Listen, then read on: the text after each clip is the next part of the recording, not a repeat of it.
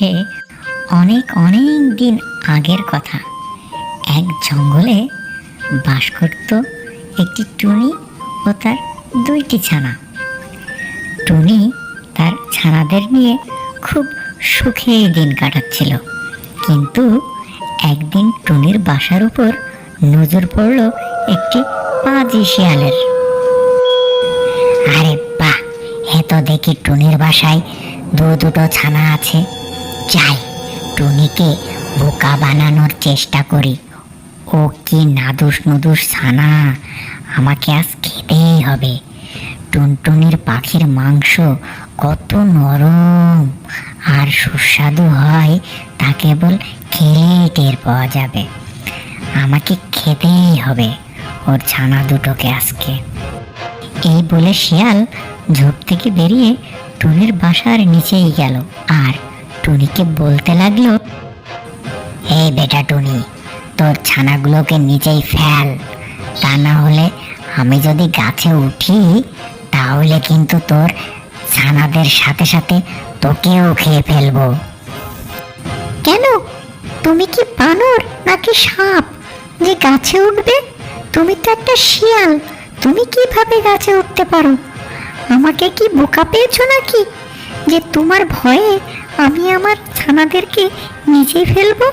ক্ষমতা থাকলে উপরে আসো, উপরে এসে আমার ছানাদেরকে খেয়ে যাও। এখনো সময় আছে, তোকে ভালো করে বলছি, ভালোই ভালোই তোর ছানাদের নিচেই ফেল, তা না হলে সত্যি সত্যি তোর বাসার উপরে উঠে যাব, তখন তোর ছানাদের সাথে তোকেও খাবো। বললাম তো, যদি পারো তাহলে আমার বাসায় উঠে এসো, উপরে এসে দেখি কেমন করে আমার ছানাদের খেতে পারো।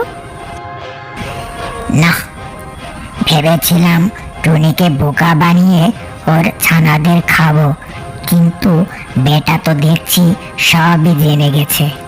টুনির গাছটা যথেষ্ট চিকন, এই গাছটা আমি যদি ঝাঁকাতে শুরু করি তাহলে বাচ্চাগুলো উপর থেকে নিচেই পড়বে আর আমি তখন ওর বাচ্চাদের খেতে পারবো।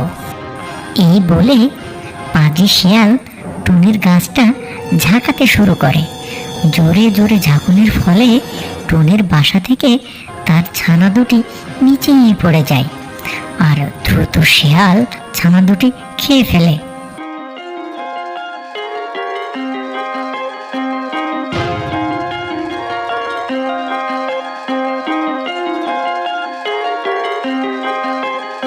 দেখলি তো টুনি, তোর ছানাগুলোকে আমি খেয়েই ছাড়লাম, মাঝখান থেকে তুই বেঁচে গেলি।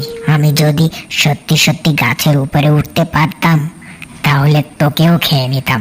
আমি এখন যাই, আবারও তুই ডিম পাড় আর বাচ্চা ফোটা, তারপর আমি আবার আসবো, তোর ছানাদের খেয়ে যাব আমি। তুমি খুবই পাজি একটি শিয়াল, আমার ছোট ছোট ছানাদের খেয়ে কি লাভ হলো তোমার? তোমার তো পেটও ভরলো না, তাহলে কেন তুমি আমার ছানাদেরকে খেলে? আরে বেটা, তুই কি বুঝবি? তোর ছানাগুলোকে খেয়ে যে মজা পেয়েছি, এরকম খাবার জীবন নিয়েও খাইনি আমি। তবে তুই চিন্তা করিস না, এর পরের বারও আমি তোর ছানাগুলোকে খাবো। তাড়াতাড়ি ডিম পাড় আর সেই ডিম থেকে নাদুস নুদুস বাচ্চা ফোটা। এই কথা বলেই শিয়াল সেখান থেকে চলে গেল আর টুনি মন খারাপ করে বাসাতেই বসে থাকলো। এই ঘটনা ঘটার বেশ কিছুদিন হয়ে গেছে। শিয়াল তার আস্তানায় বসে বসে ঝিমাচ্ছিল। হঠাৎ টুনির কথা মনে পড়লো। আরে, টুনির ছানাদের খেয়েছিলাম তো অনেক দিন হয়ে গেল, এর মধ্যে মনে হয় টুনি আবারও ডিম পেড়েছে আর ডিমগুলো ফুটে বাচ্চাও বের হয়েছে। যাই, একবার টুনির বাসায় একটু ওকে মেরে দেখে আসি, আমাকে তো দেখলে আবার বাচ্চাগুলো লুকিয়ে ফেলতে পারে, তখন তো কিছুই কপালে জুটবে না।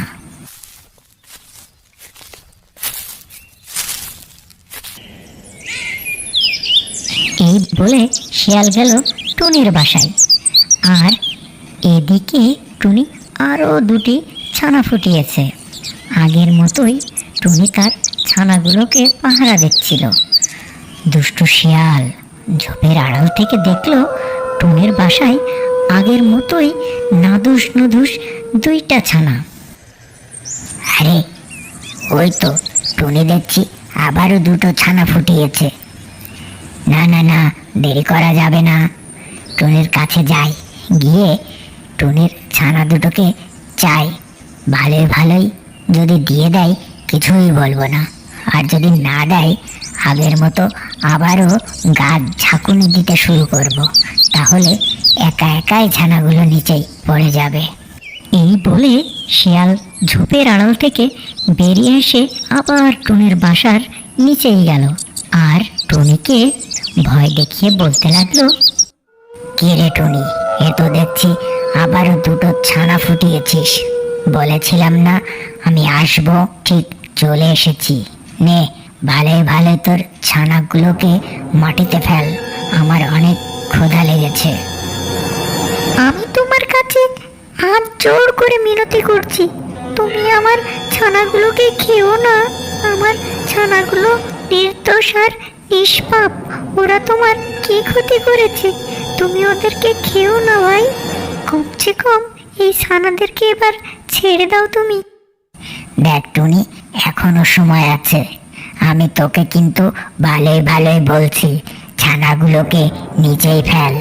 আর কাকতি মিনতি করে কোনো লাভ হবে না, আমি তোর ছানাগুলোকে খাবই খাবই।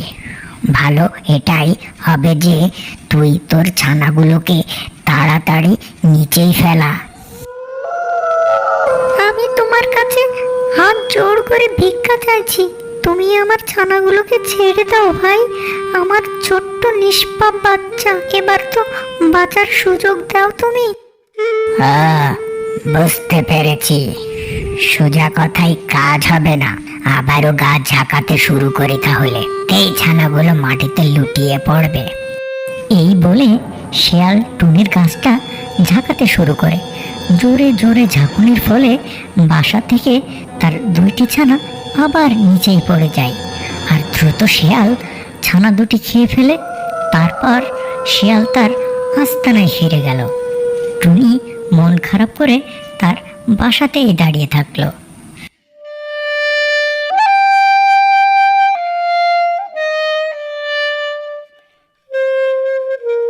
পরের দিন টুনির বন্ধু কাক তার সাথে দেখা করতে আসে। কি হয়েছে বন্ধু তোমার, এত মন খারাপ কেন? আর তোমার ছানারা বা কোথায়? আর বলো না বন্ধু, একটি পাজি শিয়াল আমার ছানাদের খেয়ে গেছে। এর আগেও সে আমার ছানাদের খেয়েছিল, আর আমি কিছুই করতে পারছি না। শিয়াল তোমার বাচ্চাগুলো খেয়ে গেছে, কিন্তু শিয়াল তো গাছে উঠতে পারে না, তাহলে সে তোমার ছানাগুলোকে কিভাবে খেলো? পাজি শিয়াল বুদ্ধি করে এই গাছটি ঝাঁকাতে শুরু করে। গাছ ঝাঁকির ফলে আমার ছানাগুলো নিচে মাটিতে পড়ে যায়, আর তখন শিয়াল ওদেরকে খেয়ে ফেলে। আসলে আমার বাসার গাছটি অনেক চিকন, তাই শিয়াল ঝাঁকাতে পারে। ও, এইবার বুঝতে পেরেছি শিয়াল কি করে তোমার ছানাদেরকে খায়। তা কি ঠিক করবে বলে মনে করেছো? আমি বদলা নেব, বদলা যে করেই হোক শিয়ালের কাছ থেকে আমি বদলা নিব। পাজি শিয়াল দুবার আমার ছানাদেরকে খেয়ে ফেলেছে, কিছুতেই আমি ওকে ছাড়বো না। শিয়াল তো অনেক বুদ্ধিমান ও চালাক, তাই তুমি ওর সাথে কোনোভাবেই পেরে উঠতে পারবে না। তাহলে কিভাবে তুমি বদলা নিবে পরিকল্পনা করেছো তুমি? শিয়ালকে আমি যখনই সামনে পাবো তখনই ওর মাথাটা ঠুকরাতে থাকবো, আর ওর মাথা ঠুকরাতে ঠুকরাতে আমি ছিদ্র করে ফেলবো। তাহলে বেটা শিয়াল চরম শিক্ষা পাবে। আরে বোকার মতো কথা বলছো বন্ধু, তুমি যখনই ওর মাথা ঠুকরাতে যাবে তখনই তো ও তোমার কামড়ে খেয়ে ফেলবে, তখন তুমি ওর খাবার হয়ে যাবে। আমার কথা শোনো, শিয়াল যখন ঘুমাবে তুমি তখন ওর একটা ছুরি নিয়ে গিয়ে ওর লেজ কেটে ফেলবে, তাহলে ওই শিয়ালের চরম শিক্ষা হবে। লেজ হচ্ছে শিয়ালের প্রিয় জিনিস, তুমি যদি ওটাকে কেটে ফেলো তাহলে ও আর মুখ দেখাতে পারবে না, আর লজ্জাতেই মারা যাবে। ঠিক বলেছ বন্ধু, এই কাজটাই করতে হবে। শিয়ালের লেজ কেটে দিলে শিয়াল কোনো মতে ওর মুখ দেখাতে পারবে না, তাহলে সুযোগ বুঝে শিয়ালের লেজ কাটতে হবে। এরকম বুদ্ধি দিয়ে কাক সেখান থেকে চলে যায়, আর টুনি একা একা সেখানে ভাবতে থাকে। বন্ধু কাক আমাকে সঠিক বুদ্ধি দিয়েছে, এতে আমারও ক্ষতি হবে না, আর শিয়ালেরও অনেক বড় শিক্ষা হবে। আরও লজ্জাতে এই বনেই থাকতে পারবে না। এখন গ্রামে গিয়ে একটি ছুরির ব্যবস্থা করতে হবে, তারপর ওই ছুরি দিয়ে শিয়ালের লেজ কেটে দেব, তাহলেই হবে শিয়ালের উচিত শিক্ষা। এই বলে টুনি ছুরির ব্যবস্থা করতে পাশের গ্রামে যায়।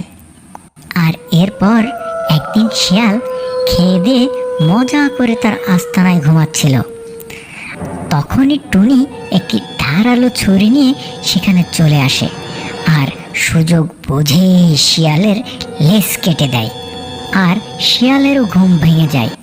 আর টুনি দেরি না করে সেখান থেকে চলে যায়। হায় হায়, এ কি সর্বনাশ হলো! টুনি আমায় তো দেখছি লেজ কেটে নিয়ে গেল, এখন আমার কি হবে? লেজ ছাড়া এই জঙ্গলে আমি কিভাবে বের হব? আমি মুখ দেখাবো কি করে? আমার তো কোনো মান সম্মানই থাকলো না।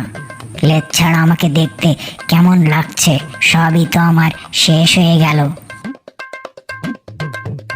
এই বলে বেচারা শিয়াল লজ্জায় মাথা নিচু করে সেই বন ছেড়ে দূরে কোথাও চলে যায়।